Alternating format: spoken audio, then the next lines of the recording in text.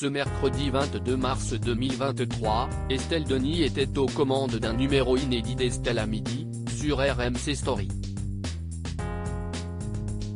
Et sur le plateau, le sujet brûlant de la réforme des retraites a bien entendu été évoqué.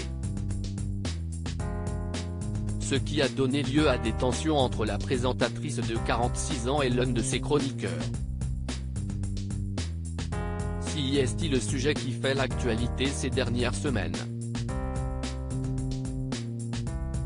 Nombreux sont les secteurs à être mobilisés contre les réformes des retraites en faisant grève.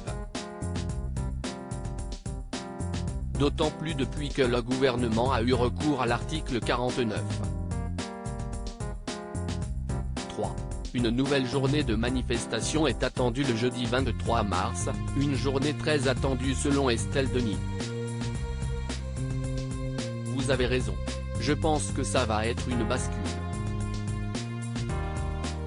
Si est-il à dire que s'il y a plus de monde que lors des précédentes manifestations encadrées par les syndicats, pacifistes, etc.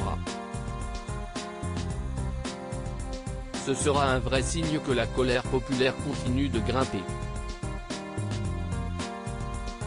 S'il y a moins de monde, si est-il essoufflement sur lequel, je dirais, mise le gouvernement, a confirmé Thierry Moreau.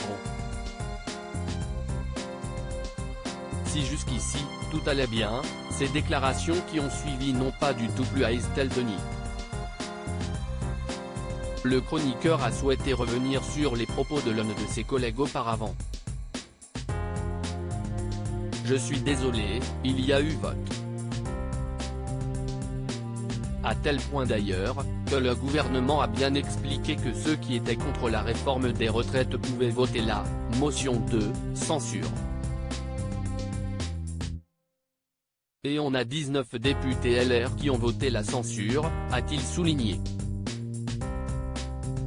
Ce qui n'a pas manqué de faire bondir la compagne de Marc Tiercelin. Tension sur le plateau agacé, elle a expliqué que Thierry Moreau faisait exploser au vol un gouvernement. Ce n'est pas la même chose.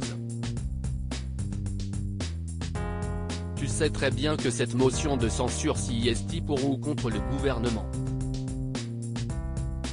Ce n'est pas parce qu'Elisabeth Borne qui est quand même, excusez-moi, extrêmement fragilisée actuellement et qui n'est plus très écoutée manifestement. Point, ce n'était pas pour ou contre la réforme. Une motion de censure si est-ce que tu veux faire exploser le gouvernement ou pas? Ce n'est pas du tout pareil et je suis désolé, les députés n'ont pas voté pour cette réforme des retraites, s'est-elle indignée. Son chroniqueur lui a alors répondu que c'était son analyse. Ambiance.